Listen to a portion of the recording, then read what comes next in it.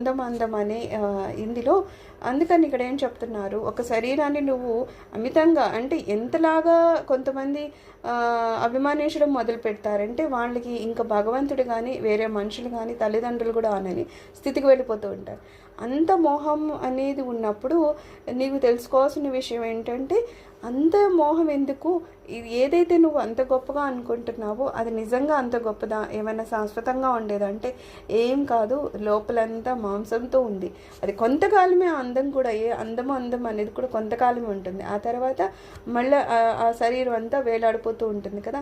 ఇవన్నీ ఎప్పుడైతే నువ్వు విచక్షణా జ్ఞానంతో చూస్తావో నువ్వు దాని నుండి వైరాగ్యాన్ని పొందుతావు. అప్పుడు గోవిందుని స్మరించడం నేర్చుకుంటావు. అందుకని నువ్వు గోవింద గోవిందాన్ని స్మరించవయ్యా, అనవసరమైన శరీరాల వెంట పరుగులు తీయకు అని చెప్తున్నారు.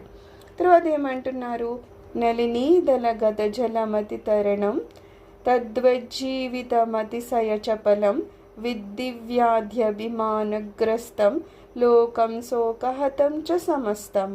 మనం తామరాకు చూసామనుకో, అది నీళ్ళల్లోనే ఉంటుంది, కానీ దాని మీద ఒక నీళ్ళ బొట్టు ఉందనుకో, అది ఇలా కలిపి ఇటు కలిపి వెళ్తుంది. అది దాన్ని పట్టుకోదు కదా. ఎంత విచిత్రంగా ఉంటుందంటే, ఏదైనా సరే తడుస్తుంది కానీ తామరాకు మాత్రం తడవదు. ఏం చక్క దాని మీద ఏ బొట్టు పెడితే దాన్ని అలానే ఉంటుంది కదా.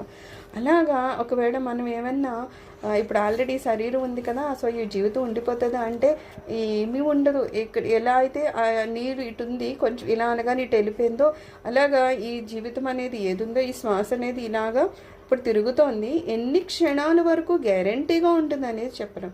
మాట్లాడుతూ పడిపోయే వాళ్ళు ఎంతమందో చూస్తూ ఉంటాం కదా. అందుకని ఎంత చంచలమైనది మన జీవితము కదా. అది తక్కువ జీవితకాలం ఉన్నా సరే మనకి ఉన్నంత సమయంలో కూడా ఎంత చంచలంగా మనిషి ఉంటాడంటే, వాడికి ఫస్ట్ ఉండేది దురభిమానము.